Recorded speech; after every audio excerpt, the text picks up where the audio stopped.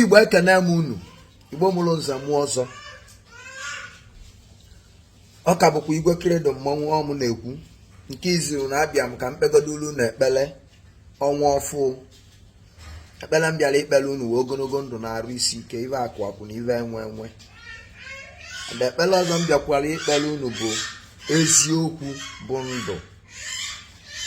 Eziokwu bụ ndụ. Ndị be anyị si na okwu nwandị bụ okwu ndị ichie, na okwu nwandị bụ okwu Chukwu. Then going down to the main reason why nji mere this video. Achọrọ m ịbụ a type of social media personality ọ ya wụ onye kọọ ihe m bịa reply ya. And that is why I took it upon myself. We wepụta evidence, voice record ekeghị ite tụrụ m na WhatsApp wee tinye na video mme. Mana ekeghị ititili aka n'obi wee kwuo na o nwere ihe ya na Credo kali. My brother, mụ na ya nara azọ ma akali ma ọ na-akalila. Anyị anara azọ. Iwe ngwa agha advice ka m nyere sị ọwụ na-eche ịgba man of God war. Ọ na-eche igba onye dibịa war. Ọkachasị onye ma na ọ kalịghị. Ịkpọ n'ala kwuo okwu anyị ama onye na-agwa. Mana imeketekwa ala defamation of character. Abịapala ịkọwa ọfụma, ịkọwatala ọfụma ihe eji nwee je nga. Ihe eji nwee baa police custody, baa prison self. Court nwee ike remand in prison custody. That is just an advice ka m nyere. Abịara m bịa nyara isi ndị ka onye ka nwe ego na onye akara nwe ego. Onye ka nwe ọgwụ na onye akara nwe ọgwụ. Enwere m ego, enwerekwu m ọgwụ. Mana o nwere ibe nwere inwele. Ibe a nwere inwele with the grace of God in me. Inwere. O nwere ebe ọ ya awụ mbata ba. Ịbata ka ịba dị bounce out. There is no two ways about it. Etu a ka o si wee dịkwa gị nwe. O nwere ebe ọ ya awụ ịbata mme ka mbata enyochagodu m enyocha, mana ebe o si tọkarịcha ụtọ wụ na enyochacha m ma abata de. Maka na awụgodu m public figure ama. Igwe mmadụ amalụcha na Igwe Credo nwandịrị nọ na-eme exist. And ebe ama m ndị nwe thinking faculty ma m malụ na m wụ onye eziokwu. And eziokwu a ka m na-ekwu. You can't change me. One niile a na-agba Igwe Credo online wụ because na eziokwu dị ya. Maka na ịma na ikpe ọwụ na mara eziokwu n'aka azụ dị ya. Very soon m may expose ka unu si anọkọ ọnụ na group chat. A na-edonate ego eji agba ndị pastor war. Na-edonate ego eji agba ndị dibịa war. Na-edonate ego eji agba ndị public figure war. Onye eketere asị na onye na ọnya ka anyị atasa this month. Ibe unu ya ama bụrụ ibe ọzọ. Igwe Credo adịrọ ka other multi-room content creators unu na-esend elu 200,000, 100,000 vaji eti data je gbawa war with onye ba amara ma onye nwa ya azụ echi. Eke hit anara m agba war. Ibe m bịalụ ka m gwa gị nke wụ eziokwu. Onwe onye ọya wụrụ ya bụ maka Credo mmeghedo onye ọnụ. Somebody like J Park okwu anya ọnụ. Ọ sị anya kọlide maka Credo luo echi mma atụfu dị ọnụ. Maka amara m ihe mụ na ya akọwa. Mgbe emelu saga ọja piano J Park kọgide maka Credo kọtọgide m o nwere ihe okwu fọrọ eyere m ya ọnụ. I didn't reply him. O mezu more than 6 videos concerning Igwe Credo na ọjazi. Ọ nọkatakwu si Igwe Credo ka esi wee sị na a na-eri na a na-eweta ego na a na-enweta ego na biznes na-eri ego nke onye nwe ego ị na-etinye ọnụ na ya kodo onye nwe. Ịma na mgbe anyị akpọpụta nwata na trenches tụ iwe ego invest iwe ego ebe ọ nọ na package yara afụ ndị be anyị. You can never see them talk.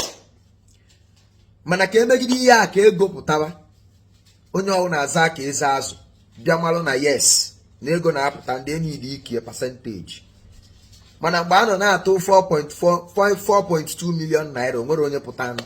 Nobody was there. O wee bụrụ ya. Ama m ego na alụsị global tụị. Ama m ego na cash money tụị. Cash money apartment, cash apartment.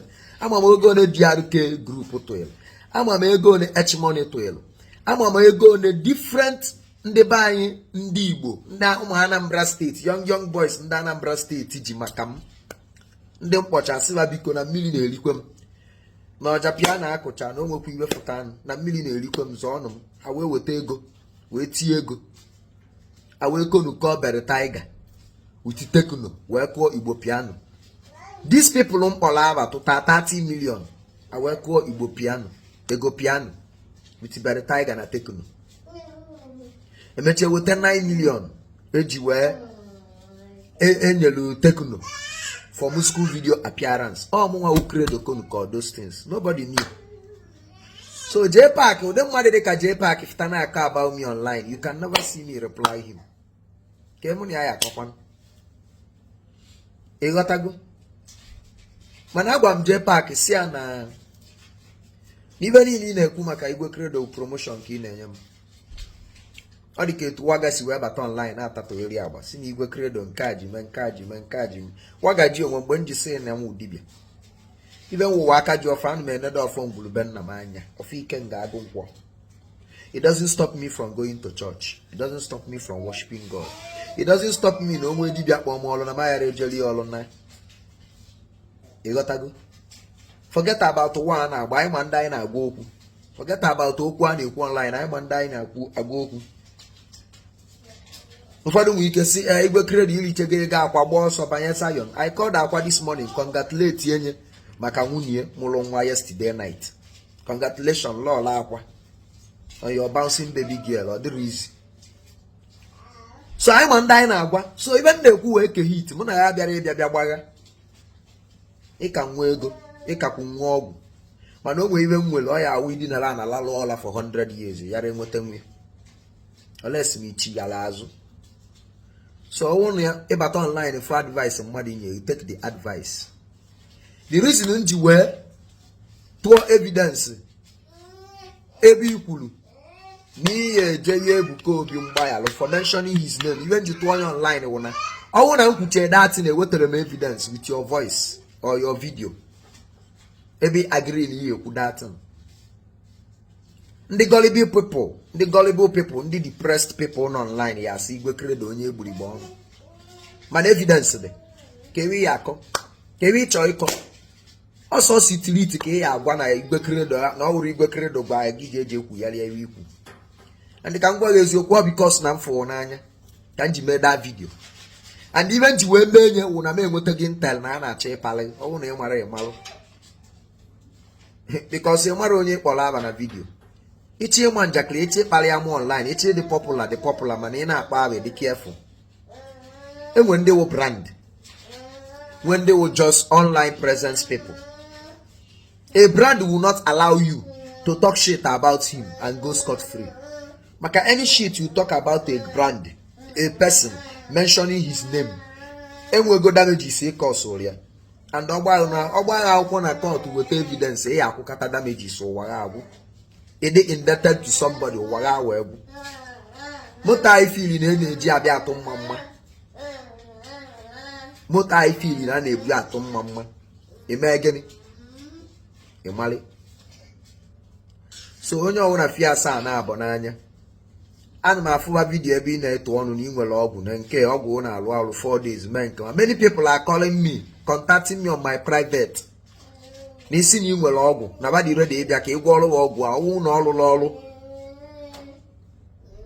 Ọwụ na ọlụlụ ọrụ under 4 days. Ka ba tiri ya alụ ka ịfụnanya. Ndị nna agwa ibe awụ ụmụazị ọ ya awụ ma na-emuvu n'ezi ma gọọmenti ma polisi kwuchiri ezi aghara akwụsị nwa.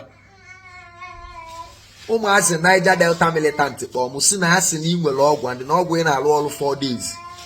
Mụ connect ya to you ka ị gwọ ọrụ badata ọgwụ 4 days ọ bụrụ na ị gwọcha ọgwụ ọlụlụ ọrụ ha tiri ya alụ woto for you.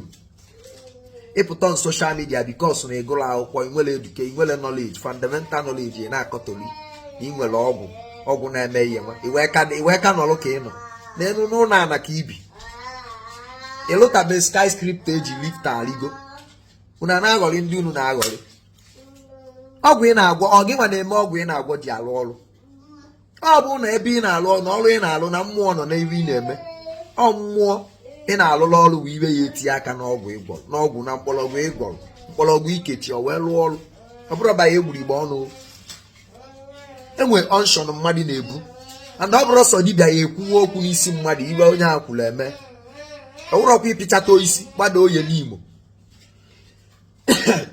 gbada oye n'Imo ebe a na-ere iwe ndị oisi apịla apị paakị chọrọ isi bịa setiche gbuo efi gbulu ọbara gbasacha anya gbadocha anya akwawo na inwere ọgwụ na inwere ọgwụ wụ na ebe ọwụ na ịnọ kwuo okwu mmụọ ọwụ na-awụnya makpọrọ oku a na-emie maka na ọwụ na o merie ifele emeghị mee nyanwa so na ikwu okwu mmụọ ya egwu okwu gba ọgụ onye ka Baịbụl ji wee sị na Chukwu nọzọ ebe niile ọkasị akasị onye ji aka ya dịrị na onwe onwere isi mbido nke o ji enwe isi njedebe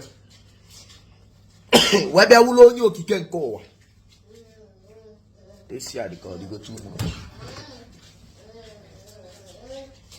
wee bịa wụlọ onye okike nke ụwa so ọ bụrụ na ị sị na ị nwere ọgwụ na ị dobere ọgwụ na ọgwụ ị na-alụ ọrụ under 4 days I will make up time and come to Okija mụ na ya afụ tea date ka mkpọta ụmụazị militant ka babịa ka ịgwọ ọrụ ọgwụ ego ọwụ na ọ lụrụ ọrụ 4 days anyị ga-anata azụbeghị ibe ya afụ ya alaiki ya unu bukọtacha ụmụ nka ọgwụ ndị Yoruba na ndị Hausa unu na-ebute si na unu na-eme ọdịnala Igbo patacha ụmụ ọgwụ mpata unu na-apata jee Ondo jee Damaturu jee patacha ọgwụ unu abịa dọba na kọmandị ya lee nechọ unu kọmandị chazi onye unu gwọrọ ọgwụ after 6 years ọnụwa ụda egbe ndị nsọ ị na-amagharị ị na-eto ọnụ ọgwụ bikos na onye iji evute ọgwụ na nke egwara na ọ ya alụ ọrụ kpọtọfe itocha dị ọnụ ịlụcha anya ọlụrụ ọrụ a wee tiri ya alụ lọkụ unu nwanwụ ndị dibịa na-enwekwe na-abụrụ iwe ọzọ bụ na ụmụazị mafians anọ ọzọ ọnwụ na ọdụrụ mgbe gboo ụmụazị mafians nọ nya ụmụazị na-edi obi eje mata ọkwụọ millions of naira gwọchara ya ọgwụ ọlụrụ ọrụ